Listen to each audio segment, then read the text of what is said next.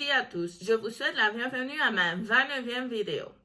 Je me consacre au droit de la consommation dans tout son domaine, autrement dit à la protection des consommateurs et des utilisateurs, en plus de me consacrer à d'autres branches du droit telles que le droit pénal, le droit civil, le droit du travail et aussi le droit fiscal. Je vous laisse les liens dans la boîte de description. Cet après-midi, je vais vous parler du droit de rétractation que les consommateurs ont. Quel est le droit de rétractation? Dans la volonté du consommateur, il peut décider laisser sans effet un contrat ou retourner un article acheté. Le consommateur doit-il justifier cette décision? Non.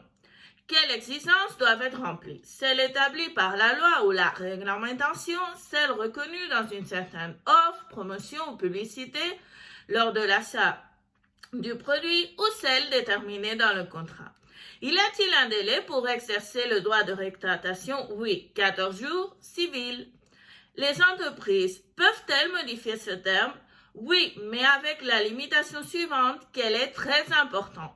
Le délai de rétractation ne peut jamais être inférieur à 14 jours civils, mais il peut être plus long. Je vais vous donner 3 exemples. Le premier, vous signez ou célébrez un contrat de service le 7 de février du 2020.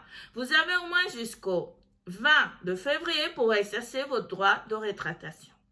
Le deuxième, vous achetez par exemple des vêtements le 4 de février et vous souhaitez les retourner pour une raison quelconque.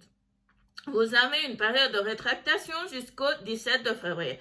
Si le ticket ne comprend pas de jours pour la période de retour, c'est un minimum de 14 jours civils. Le troisième, par exemple, vous achetez un meuble le 17 de janvier du 2020. Lorsque vous rentrez chez vous, les mesures du meuble ne correspondent aux dimensions de l'espace où vous souhaitez le placer, alors vous décidez de le changer. Lorsque vous regardez le ticket, vous vous rendez compte que vous avez 60 jours pour le retourner. Dans ce cas, le délai de rétractation sera jusqu'au 16 de mars du 2020. Voilà ce que je vous ai dit avant, que les entreprises puissent augmenter le délai de retour de 14 jours, mais jamais le réduire.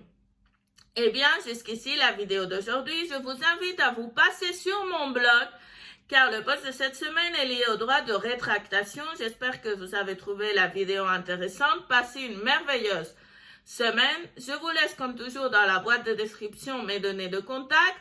On se revoit dans la prochaine vidéo, ce qui est le même le mardi prochain. À plus tard!